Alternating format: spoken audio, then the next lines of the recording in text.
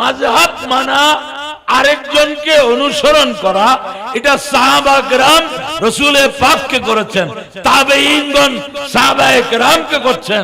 আর ইমামুল আইম্মা সাইয়্যিদুনা ইমামে আযম আবু হানিফা রাহমাতুল্লাহ আলাইহি দেখলেন যে সবাই তো হাদিস সংকলন নিয়ে ব্যস্ত, কিন্তু দৈনন্দিন মানুষ এই কোরআন হাদিসের উপর আমল করতে গিয়ে যেই সমস্যায় পড়বে, এটাকে একটা সেটআপ করা, এটা একটা গাইডলাইন তৈরি করা প্রয়োজন।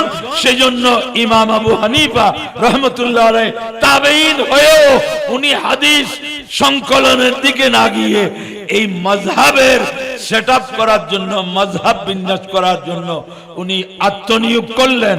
যিনি নিজের জীবদ্দশায় 5 লক্ষাধিক মাসআলার সমাধান কোরআন সুন্নাহ ইজমা কিয়াসের আলোকে করে গেছেন। যারা বলতেছে আল্লাহ এবং রাসূল ছাড়া আর কাউকে মানা যাবে না, এটা মোল্লার কথা, এটা আল্লাহর কথা না। আল্লাহ বলছেন আতিউল্লাহ, আল্লাহকে মানো, ওয়া আতিউর রাসূল, রাসূলকে মানো, ওয়া উলিল আমরি মিনকুম, তোমাদের মধ্যে কোরআন সুন্নাহর মাধ্যমে জটিল কঠিন বিষয়ের যারা সমাধান করতে পারে তাদেরকেও মানো। উপমহাদেশে এত হানাফি কেন? ইমামে আযম এখানে আসেন নাই, ইমামে আযমের ছাত্র ইমাম আবু ইউসুফ রাহমাতুল্লাহ আলাইহি আসেন নাই, ইমাম মুহাম্মদ ইবনুল হাসান আশ-শাইবানি উনি আসেন নাই, ইমাম জুবর আসেন নাই, ইমাম আবু হানিফার কোন ছাত্র উপমহাদেশে আসছেন বলে আমাদের জানা নাই। কিন্তু এখানে এত হানাফি কেন? যেহেতু এই দেশে যিনি ইসলাম প্রচার করেছেন সুলতানুল হিন্দ গরিব নওয়াজ খাজা খাজা মুঈনুদ্দিন চিশতি সঞ্জিরি আজমিরি রাহমাতুল্লাহ আলাইহি হানাফি মাযহাবের অনুসারী ছিলেন। ওনার হাত ধরে উপমহাদেশে ইসলাম প্রচার হয়েছে, সেই জন্য এই দেশে হানাফি বেশি। সুবহানাল্লাহ। এখন আমাদের দেশ না, বিশ্বব্যাপী মাযহাব বিরোধী একটা ষড়যন্ত্র চলমান। তো অনেকের মনে প্রশ্ন আসতে পারে, কোরআন হাদিস আছে, মাযহাব কেন মানতে হবে? এটা আবার কি? দেখেন, আমি খুব সংক্ষেপে বলছি। ফার্মেসিতে আলমিরাগুলো পুরা ওষুধ আছে, অনেক বড় বড় ফার্মেসি, কোটি কোটি টাকার ক্যাপিটাল, অনেক ওষুধ, অনেক ওষুধ। কিন্তু এই এতগুলা ওষুধ কি এক পাশ থেকে খাওয়ার সুযোগ আছে? হ্যাঁ, কেন? ওষুধ তো রোগ হলে কি করতে হয়? ওষুধ খেতে হয়। এইটা নাকি রোগ হলে আগে ডাক্তারের কাছে যেতে হয়? আগে কার কাছে যাবেন? কেন? ডাক্তার তো খাবেন না, আপনি খাবেন তো ওষুধে না, ডাক্তারের কাছে যাওয়ার দরকার কি? আলমিরা ভর্তি ওষুধ, আপনার পকেটে টাকা আছে, এখানে ওষুধ আছে, বাস যেটা ভালো লাগে একটা খেয়ে ফেললেন। এভাবে খাবে কেউ? হ্যাঁ, কেন? আমি রোগী ঠিক, কিন্তু আমি আমার জন্য ওষুধ কোনটা দরকার এটা আমি জানি না। এটা কে জানে? ডাক্তার।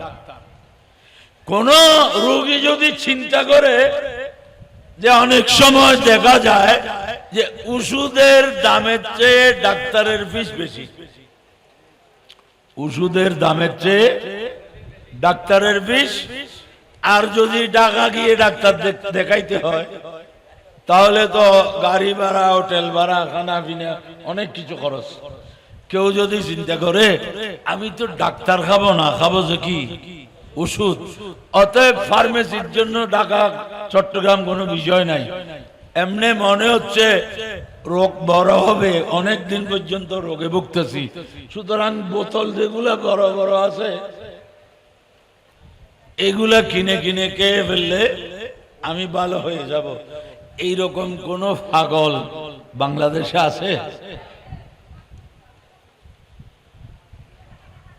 ওষুধ খাচ্ছে না কেন? বলে চিকিৎসক ডাক্তারের এখনো সিরিয়াল পায়নি। তাহলে বোঝা যাচ্ছে ওষুধ খাওয়ার আগে ডাক্তারের গুরুত্ব সবচেয়ে বেশি। কোরআন হাদিসের উপর আমল করার আগে কোরআন হাদিসের ডাক্তারের প্রেসক্রিপশন বানায়, এটা আগে জরুরি। এটার নাম হচ্ছে মাযহাব। বড় করে বলুন সুবহানাল্লাহ। অনেক সময় ওষুধের বোতলের গায়ে লেখা আছে এখানে কি কি দিছে। কেউ যদি বলে আর সামনে ফার্মেসিতেও যাব না, ডাক্তারের কাছেও যাব না, এইখানে যা লেখা আছে এগুলো খুঁজে খুঁজে বের করে তারপর খাবো। আপনি কি ওষুধ খুঁজতে যাবেন না রোগের চিকিৎসা করবেন? ওইগুলা খুঁজতে খুঁজতে তো আপনার 12টা বেজে যাবে, আপনার রোগ আরো বেড়ে যাবে ক্ষমার চেয়ে। এই জন্য দুনিয়ার নিয়ম হলো যে রোগ হলে আগে ডাক্তারের কাছে যেতে হবে।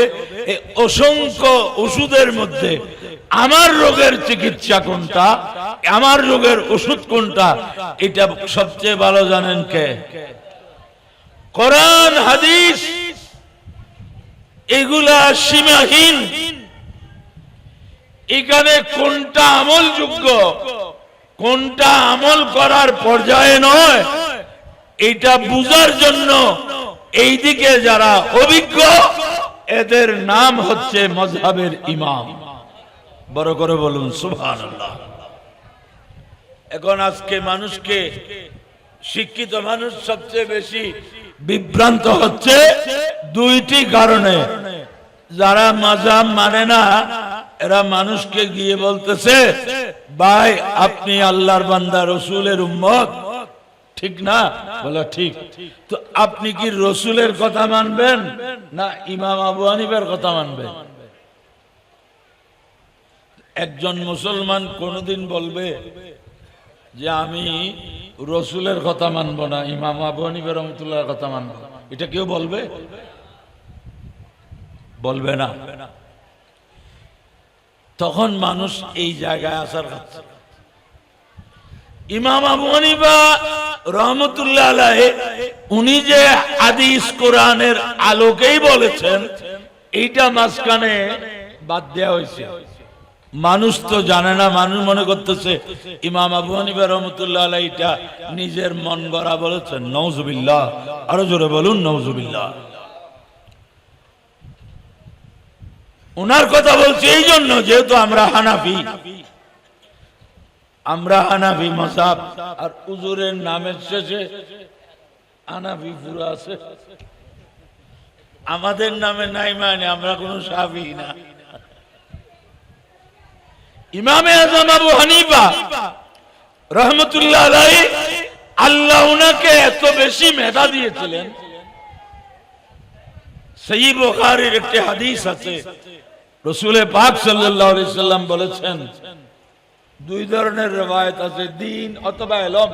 যদি সুরাইয়া তারা পর্যন্ত গিয়ে পৌঁছে, দুনিয়া থেকে যদি উপরে উঠে যায়, ফারস্যের এক ব্যক্তি ওখান থেকে দ্বীনকে, ইলমকে জমিনে প্রতিষ্ঠা করবেন। সুবহানাল্লাহ। কোন দেশের ব্যক্তি? পারস্য। আরব না, পারস্য। বর্তমান ইরান, এটা পারস্যের মধ্যে। এখন অনুসন্ধান করে দেখা যাচ্ছে এই পারস্যের মধ্যে আল্লাহ যত বান্দা পাঠাইছেন তার মধ্যে সবচেয়ে বড় হচ্ছেন ইমামে আজম আবু হানিফা রাহমাতুল্লাহ আলাইহি। ইমাম মালিক ওনার ব্যাপারে বলেছেন, বলে দেখো এই ইট সিমেন্ট লোহা বালির এই পিলার, এটাকে ইমাম আজম যদি ইচ্ছে করেন স্বর্ণ বলে প্রমাণ করতে, এটা পারবেন। সুবহানাল্লাহ। ওনার মেধা অন্যান্য ইমাম, ওনাদের ইলম ছিল, কোরআন হাদিস ফিকহ ফতোয়ার ইলম ছিল, কিন্তু যেটা আসল মেধা ফিতরি ভাবে, সৃষ্টিগত ভাবে এটা ইমামে আজমের যেটা ছিল, এটা উনি একবার চেয়ে দুইবার কথা বলতে হতো না, এক কথায় শেষ করে দিতেন। খলিফা আবু জাফর মনসুর ওনাকে চিফ জাস্টিসের পদ দেওয়ার জন্য তিনজনকে ডাকছে। ইমাম আজম আবু হানিফা রাহমাতুল্লাহ আলাইহি, আরেকজন হচ্ছে মিসার ইবনে কিদাম, আরেকজন কাজী সুরাই।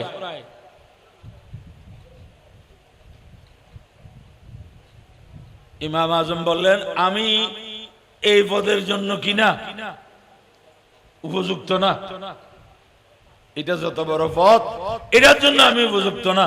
তো খলিফা বলল যে তুমি মিথ্যা বলতেছো। ইমাম আজম বলেন, বাস ফয়সালা, যিনি মিথ্যা বলেন উনি চিফ জাস্টিস কেমনে হবে? আপনি বলতেছেন আমি মিথ্যা বলতেছি, তো যিনি মিথ্যা বলেন তিনি চিফ জাস্টিস কেমনে হবেন? এখন খলিফা আর কোনো জবাব দিতে পারে না। মিসার ইবনে কিদাম এই পদ না নেওয়ার জন্য পাগল সেজে গেলেন। কি বলেন, আমিরুল মুমিনিন আপনার গরু কেমন আছে? আমিরুল মুমিনিন তো জল্লত দে অনর গরু কেন আছে? পাগল করতেন। বাঁচি গেল। দেখেন এই পোস্ট এটা বর্তমানে নেয়ার জন্য আমাদের দেশে কি কি কোরবানি দিবে এটা বলার অপেক্ষা রাখে না। আর ওনারা পোস্ট এটা নিতে চাচ্ছেন না, বেশ কম কোথায় ওনারা ছিলেন আপাদমস্তক খোদার ভয়ে পরিপূর্ণ। বড় করে বলুন সুবহানাল্লাহ। ওনারা দেখেছেন এইসব মানুষের অধীনে থেকে সঠিক বিচার করা সম্ভব হবে না, তার চেয়ে এই পথ না নেওয়া হচ্ছে উত্তম। ইমাম আবু হানিফা রাহমাতুল্লাহ আলাইহি আমাদের দেশে এখন ইমাম সাহেব সূরা ফাতিহা পড়বেন, মুক্তদি সাহেবও পড়বেন, এগুলা বলতেছে না? মুক্তদিও পড়বে, ইমামও পড়বে। এই মশলার উপর মুনাজারা হবে ইমাম আজমের সাথে। ইমাম আজম মজলিসে গেলেন, সবাই কথা বলতেছে।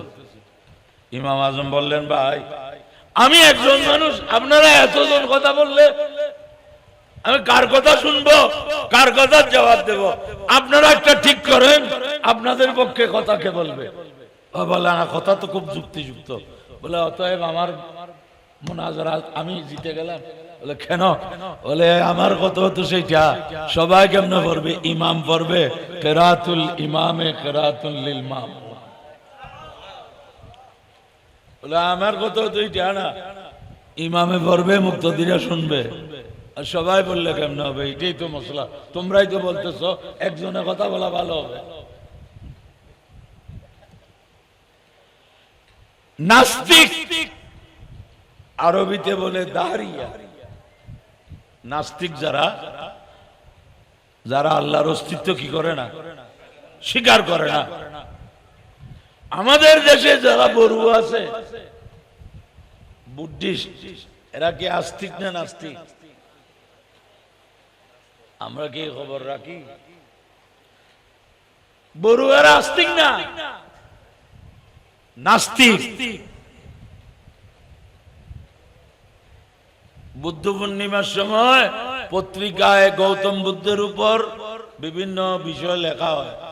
আমার কাছে পত্রিকা আছে, এখানে এক জায়গায় আসছে গৌতম বুদ্ধের কাছে জানতে চাওয়া হলো স্রষ্টার ব্যাপারে আপনার মন্তব্য কি, স্রষ্টা আছে কিনা। খালেক, এই বিশাল সৃষ্টি জগতের আমাদের আপনাদের সবার যে একজন স্রষ্টা আছে, খালেক আল্লাহ, এই ব্যাপারে গৌতম বুদ্ধকে জিজ্ঞেস করা হলো। তো গৌতম বুদ্ধ বলল, কই থাকলে দেখতাম না।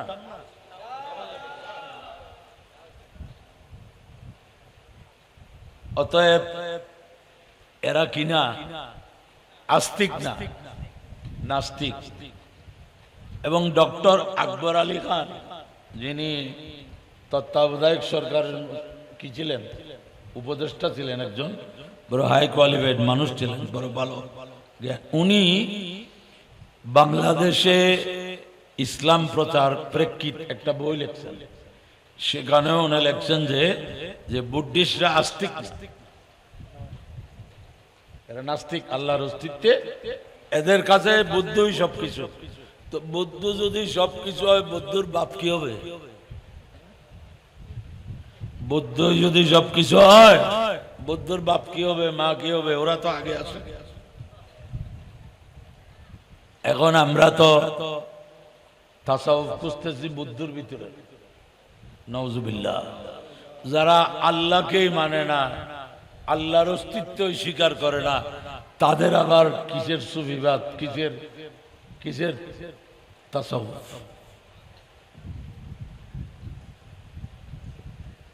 তো দাঁড়িয়া নাস্তিকদের সাথে মুনাজারা, ইমামে আজম প্রমাণ করবেন স্রষ্টা আছে, আর ওরা প্রমাণ করবে নাই।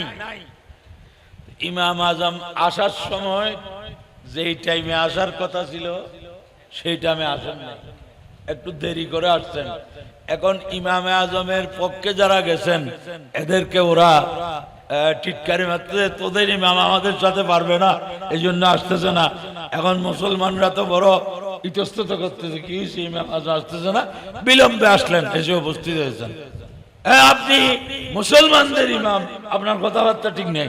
বলে ভাই কি করব, আমি আসার পথে মাঝখানে নদী আছে, ওখানে নৌকা সাম্পান কিছুই নাই, আমি পার হতে পারছি না। তো এখন কেমনে আসলেন? ওই যে একটা গাছের খন্ড আসলো, আসা মাত্র নৌকা হয়ে গেছে, এটা নৌকা হয়ে গেছে, আমি এটা দিয়ে বাড়ি চলে আসছি। এইটা নিয়ে মুনাজারা করবে? গাছের খন্ড একটা এসে মিস্ত্রি টিস্ত্রি যারা নৌকা কেমন হইল, এইটা না আমাদের সাথে মুনাজারা করবে? ইমাম আজম বলে আমি তো মুনাজারাতে জিতে গেলাম। একটা গাছের খন্ড যদি মিস্ত্রি যারা নৌকা হইতে না পারে, এত বড় সৃষ্টি জগৎ একজন স্রষ্টা ছাড়া কেমনে হবে? বড় করে বলুন সুবহানাল্লাহ। ইনি ইমামে আজম, ইনি ইমাম আবু হানিফা। একজন শপথ করলো যে আমি এমন একটা আমল করব, যে আমল আমি যখন করব সৃষ্টি জগতে আর কেউ করতে পারবে না, এরকম একটা আমল করব। শপথ করছে, শপথ করে তো আটকে গেছে। নামাজ যদি এখন পড়ি, আরো কত জায়গায় কত মানুষ নামাজ পড়তেছে।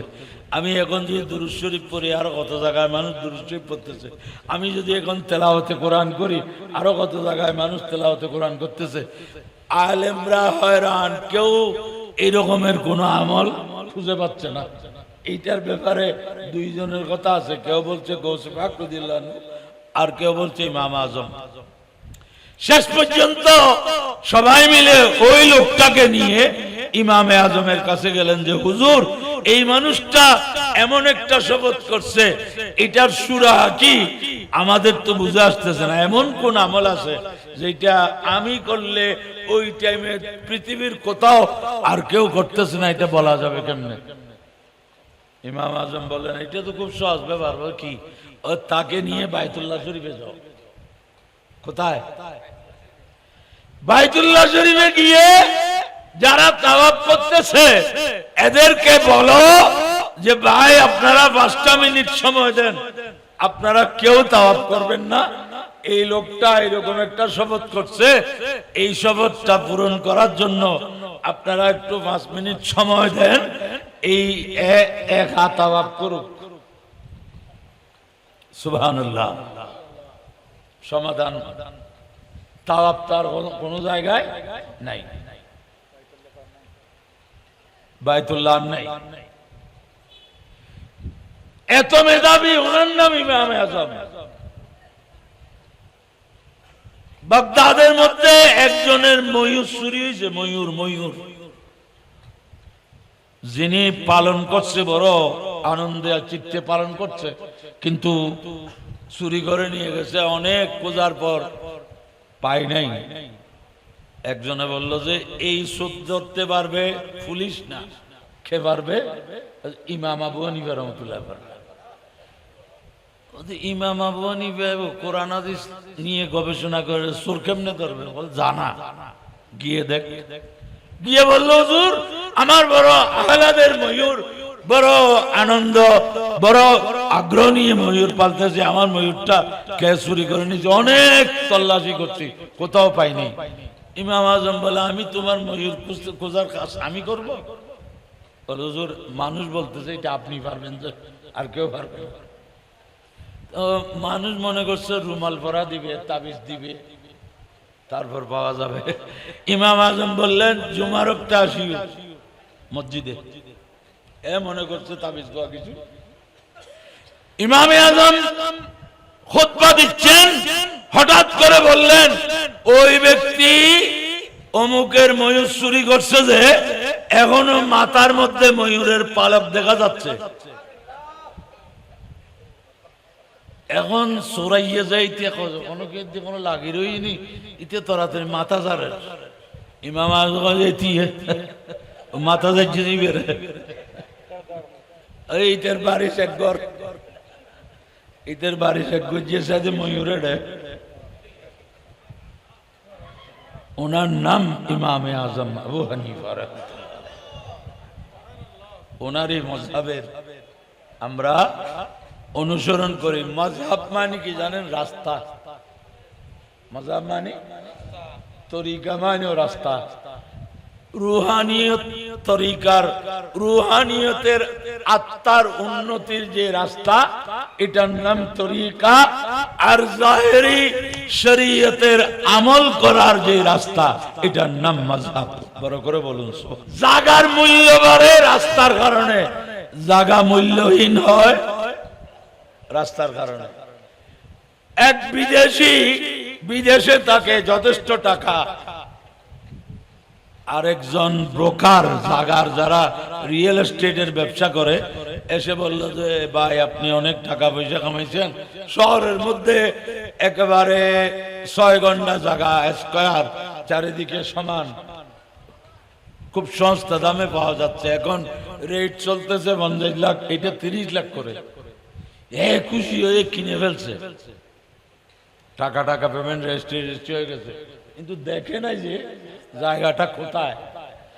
এখন রেজিস্ট্রি করার পর জায়গাতে পড়ে গেছে, সামনে দেখে যে 8 তলা বিল্ডিং।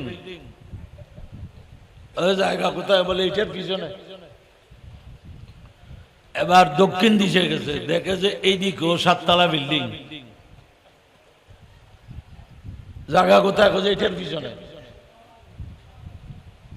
এখন পূর্ব দিকে গেছে, এদিকেও 5 তলা বিল্ডিং, উত্তর দিকে চারিদিকে বিল্ডিং, ঢুকার কোনো পথ নাই।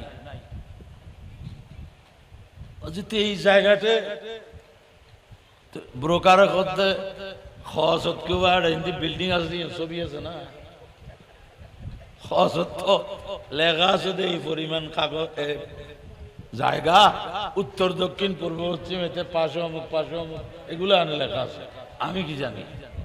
তো এখন তো আমাকে হেলিকপ্টার একটা কিনতে হবে আগে, অনেক দূর থেকে উড়ে এদের বিল্ডিং এর উপর দিয়ে ওই জায়গাতে যেতে হবে।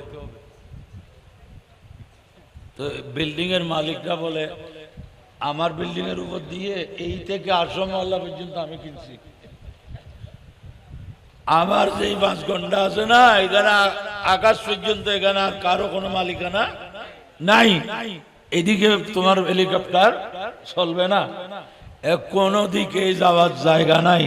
শেষ পর্যন্ত এ ঠিক করলো এই জায়গা বিক্রি করে ফেলা ছাড়া আর কোনো উপায়, বিক্রি করবে যে বেকুব, তো আর তার মতো আরেকটা নেই, বিক্রি করতে হবে এদের কাছে, এই 4 জনের কারো একজনের কাছে। এদের কাছে যখন গেছে, এরা বলে কিনন বরদ্দ কিনলে জাগায় নিতে আয়নের আয় যাবি বুঝে বর্ণাথরিবু অনর্থ, যার কাছে যায় বলে না না আমার বিল্ডিং করতে অনেক লোন টোন হয়ে গেছে, আমার কিনে টাকা পয়সা না, আমি কিনতে পারবো না। বলে ভাই আমি 30 লাখ টাকা দিয়ে কিনছি, আপনাকে 10 লাখ টাকা। বলে 10 লাখ না, 5 লাখ দিলেও কিনতে পারবো না। একজনেও কিনে না, শেষ পর্যন্ত জায়গাতে রয়ে গেল। এই সমস্যা কি কারণ হয়েছে? কি বলেন? রাস্তার কারণে। আজকেও যারা মাযহাব বাদ দিয়ে চলতেছে, এদের আমলগুলা ওই রকম, রাস্তা নাই, আফতাড় দে এতার লাগয় দে অনুর কি কয়, লা মজাবি মানি দড়ি চিরে গরু। লা মজাবি মানি কি? যার কোনো পথ নাই, রাস্তা নাই। গায়রে মুকাল্লিদ মানি যার গলার লয় রশি নাই। লা মজাবি মানি যাতে রাস্তা নাই। সালাফি আহলে হাদিস এক দল, সাইন্যাম দল গৌয়া নাম ওয়ান। প্রথমে এরা পরিচিত ছিল ওয়াহাবি হিসেবে। ওয়াহাবিয়ত এটা আমলের নাম নয়, এটা আকীদা।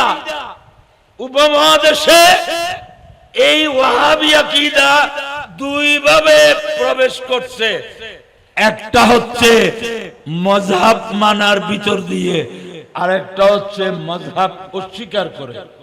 যারা মাযহাব অস্বীকার করে এরা হচ্ছে আহলে হাদিস, আর মাযহাব স্বীকার করে মাযহাব মানে কিন্তু আকীদা এক। আকীদায় প্রমাণ কি জানেন? 1982 সালে 81 কি 82 লালদিঘির মাঠে একটা আহলে হাদিসের সম্মেলন হয়েছিল।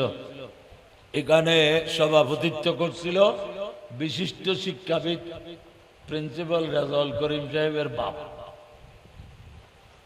প্রিন্সিপাল রেজাউল করিমের নাম তো আপনারা শুনছেন সবাই, সিটি কলেজের প্রিন্সিপাল ছিলেন। আরো চট্টগ্রামের একজন নামী শিক্ষাবিদ, ওনার বাবা কিন্তু আহলে হাদিস ছিল। আলী আহমদ সভাপতি করছে। আমরা তখন সুবানিয়াতে কামেলের ছাত্র। আমি এটা উল্টায় দেখলাম, উপরে নামাজ শিক্ষা, ভিতরে গিয়ে শেষে ঈদে মিলাদুন নবী বেদাত, এই প্রসঙ্গে 8000 ফতোয়া। বই কাদের? আহলে হাদিসের। ফতোয়া কাদের? 8000। এনে রোনর খোয়া আলাদা আলাদা, গোড়া কিন্তু। আমি কামিলে বলতেছি, আমার কি সরল নামাজ শিক্ষা দরকার? আমি একটা কিনলাম, যে এইটাই হচ্ছে যে ভিতরে ভিতরে দেখি এক, কারণ আকীদার মধ্যে এক, আমলের মধ্যে বেশ কম। পেরাদ্রিন মানুষকে বলে, তুমি যে মাযহাব মানছো, উম্মতের মধ্যে সিদ্দিক আকবরের চেয়ে বড় কেউ আছে? আপনি বলবেন নাই। উনি কোন মাযহাবের অনুসারী ছিলেন? আপনি কি বলবেন? শিক্ষিত একজন মানুষকে যদি প্রশ্ন করে, সিদ্দিক আকবর, ফারুক আজম, উসমানে গনি, মৌলা আলী, লক্ষাধিক সাহাবা কেরাম, এরা কোন মাযহাবের অনুসারী ছিলেন? আপনি কি জবাব দিবেন? তখন তো কোনো মাযহাব ছিল না,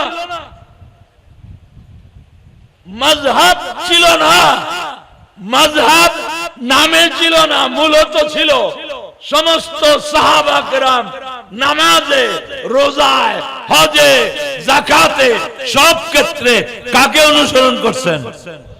বলেন না, রাসূল পাক সাল্লাল্লাহু আলাইহি ওয়াসাল্লামকে। এটাই হচ্ছে মানা। আর সাহাবা কেরামকে তাবেঈনগণ মেনেছেন। এইটা নাম মাযহাব ছিল না, কিন্তু মাযহাবের মূল অস্তিত্ব তখনও ছিল। একটা জিনিস বললে আপনারা বুঝবেন, আজ থেকে 500-600 বছর আগে এই বাংলাদেশ, এটা তো বাংলাদেশ ছিল না ঠিক, কিন্তু এই দেশ তো আগেও ছিল কিনা?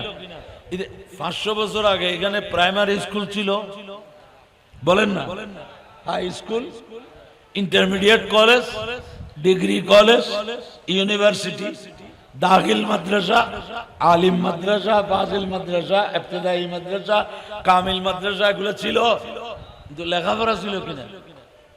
না বেগুন মূর্খ আছে? লেখাপড়া ছিল। ওই সময় শিক্ষিত মানুষ ছিল, ওই সময় প্রতিষ্ঠান নামে কোন জিনিস, এক জায়গায় একজন লেখাপড়া জানেন, বিভিন্ন এলাকা থেকে এসে মানুষ তার কাছে কি করছেন, লেখাপড়া। এগুলা দুনিয়া উন্নত হতে হতে আজকে কিন্ডারগার্টেন, প্রাইমারি স্কুল, ইবতেদায়ী মাদ্রাসা, হাই স্কুল, উচ্চ মাধ্যমিক স্কুল, ডিগ্রি কলেজ, ইউনিভার্সিটি, এইগুলা শিক্ষা প্রতিষ্ঠানের স্তরগুলা হয়েছে অনেক পরে। ঠিক মাযহাব মানা, আরেকজনকে অনুসরণ করা, এটা সাহাবা কেরাম রাসূল পাককে করেছেন, তাবেঈনগণ সাহাবায়ে কেরামকে করছেন। আর ইমামুল আইম্মা সাইয়্যিদুনা ইমামে আযম আবু হানিফা রাহমাতুল্লাহ আলাইহি দেখলেন যে সবাই তো হাদিস সংকলন নিয়ে ব্যস্ত, কিন্তু দৈনন্দিন মানুষ এই কোরআন হাদিসের উপর আমল করতে গিয়ে যেই সমস্যায় পড়বে, এটাকে একটা সেটআপ করা, এটা একটা গাইডলাইন তৈরি করা প্রয়োজন। সেজন্য ইমাম আবু হানিফা রাহমাতুল্লাহ আলাইহি তাবেঈন হয়েও উনি হাদিস সংকলনের দিকে না গিয়ে এই মাযহাবের সেটআপ করার জন্য, মাযহাব বিন্যাস করার জন্য উনি আত্মনিয়োগ করলেন, যিনি নিজের জীবদ্দশায় 5 লক্ষাধিক মাসআলার সমাধান কোরআন সুন্নাহ ইজমা কিয়াসের আলোকে করে গেছেন।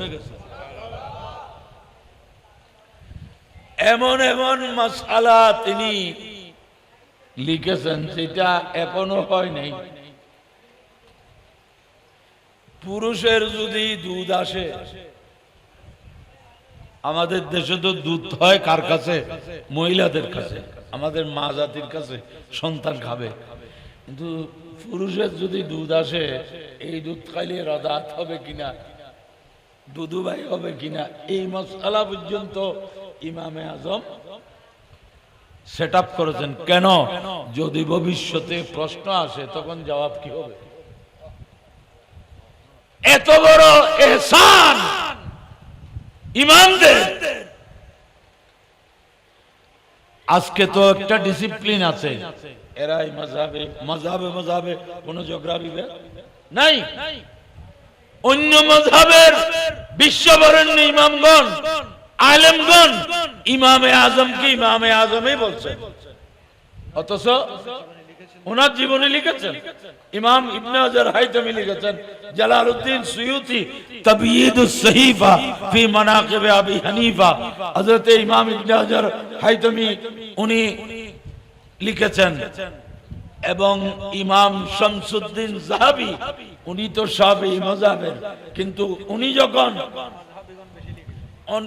যখন ইমাম আজমের বর্ণনা দিচ্ছেন তাযকিরাতুল হুফাজে, তারজামাতু আবি হানিফাতা আল ইমামিল আযম,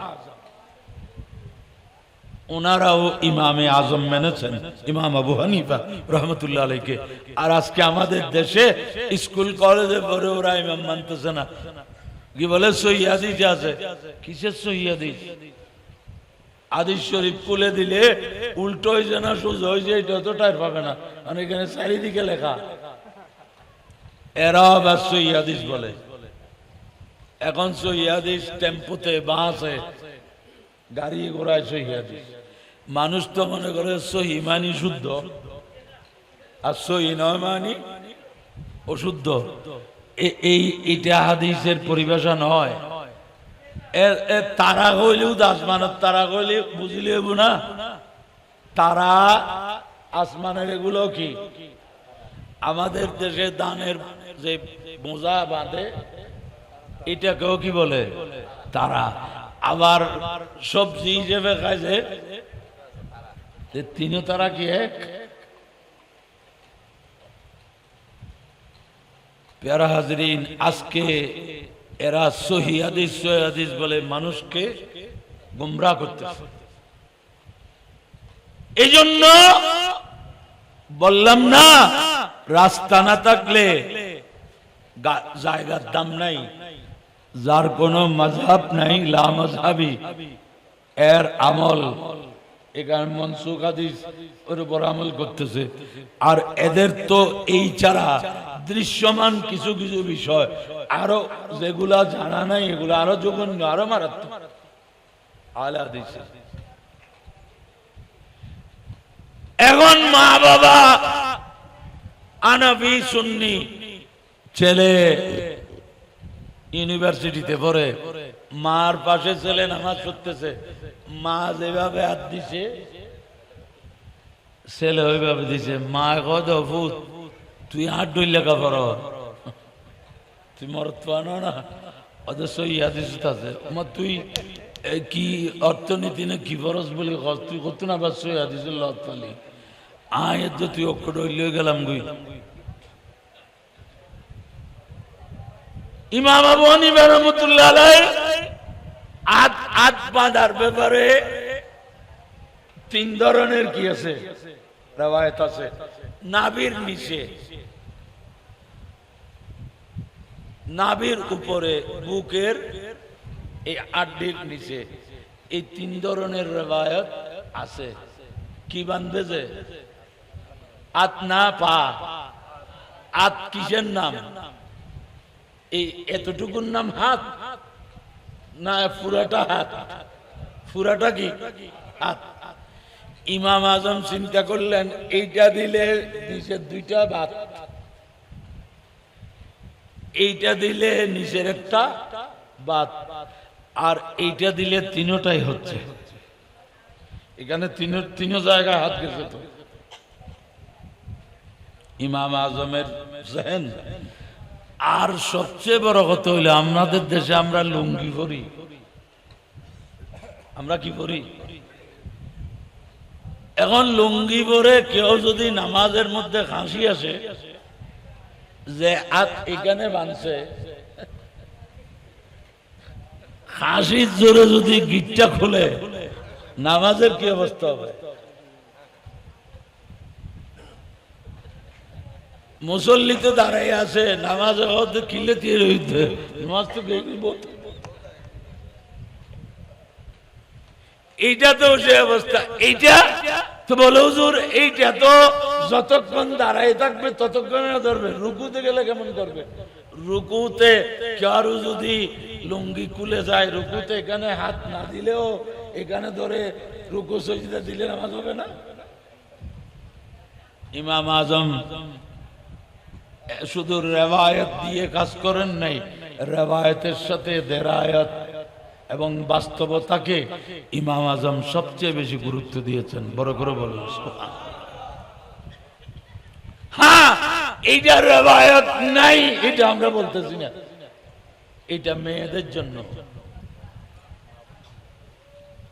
খরদানতুন খরানে এতার লেখি মরত পারলে সারিয়া নিবে না, শাড়িও ঘরে তাই খরদানত তাই খরদানতুন খরানি তো এরা মরত পারলে নিয়ে কি শাড়ি। ওই 1999-তে ওই বাটিয়ারের একজন আজি, ওই সময় ওনার বয়স 105 বছর, নুরুল ইসলাম নাম না, নুরুল ইসলাম কি নাম, এটা ইমাম আহলে সুন্নাত আল্লামা হাশিমি রহমাতুল্লাহ আলাইহির আব্বা জানের মুরিদ, নামটা ভুলে গেলি। 105 বছর। তো এখানে আমরা আল হারামাইন কাফেলাতে ছিলাম 1999। তো ওনার আত্মীয় স্বজন এখানে এয়ারপোর্টে বলছে হুজুর এই লোকটাকে একটু দেখবেন খুব বয়স্ক মানুষ। আচ্ছা আমি ঠিক আছে। ইমাম আহলে সুন্নাতের আব্বা জানের মুরিদ। তো ও বলছে যে নুরুল ইসলাম তো এদিনের পর আজমি সাহেব হুজুরের আব্বা, উনি আল্লাহ মসজিদে নামাজ পড়া যাওয়ার সময় দেখি যে ওনার হাঁটার গতি আমার চেয়ে বেশি। আই ফইলে বেড়াতে জিনিস পরেই আর টানে ইবেগিজি এই স্যান্ডোগঞ্জি করতে গিয়ে না, এই লেগঞ্জি কত নাই এলে গঞ্জিয়ে গুণ ওই থাইল্যান্ডে গঞ্জি টঞ্জি খাওয়া যাবে অনুজ্ঞ কিনে এনে দে হজিবে তো শাসিলতে ওই বুনি এ ব্লাউজ বুলিটা আর উঠা ব্লাউজ মানুষ আজ আজ শাসি কি গেঞ্জি কর দিব না কি কইবে গেঞ্জি না কথা ব্লাউজ ওই আচ্ছা ইদে ইকের কিনা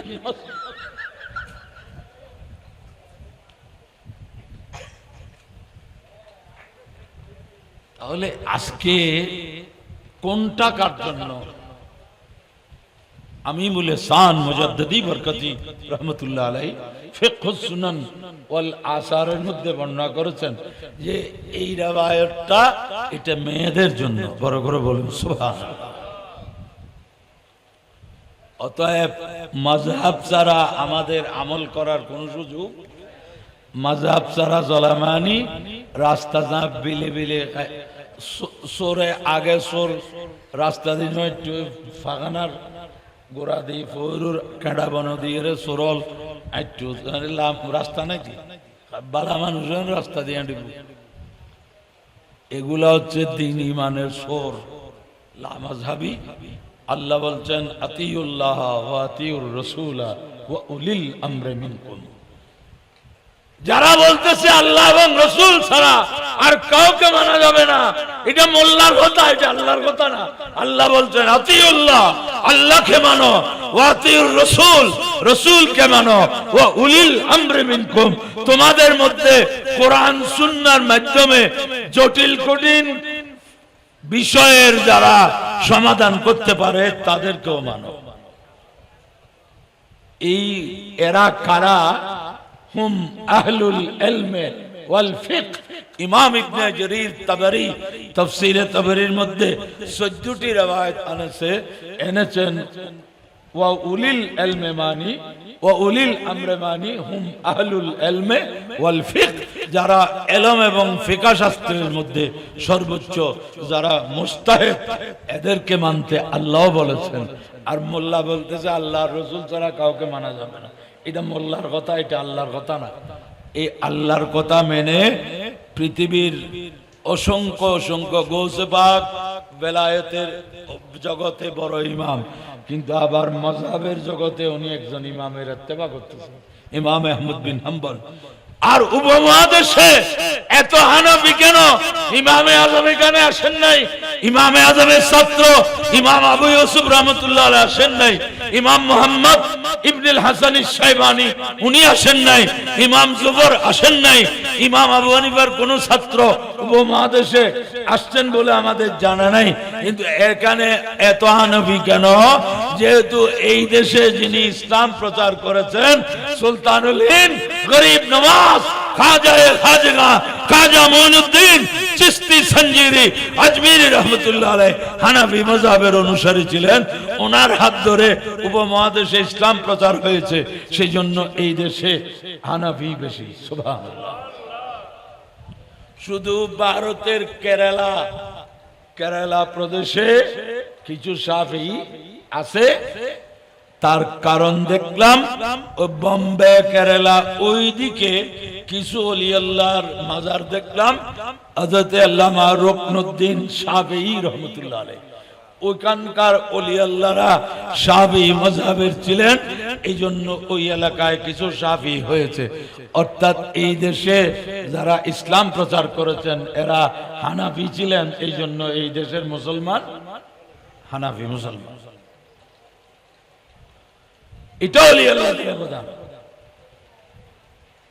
এত বড় বড় ওলি আরেকজন মাযহাবকে মানছে আর মাযহাবের এত বড় বড় ইমাম ওরা আরেকজন ওলি আল্লাহর আশ্রয় নিয়েছে বড় করে বলুন সুবহানাল্লাহ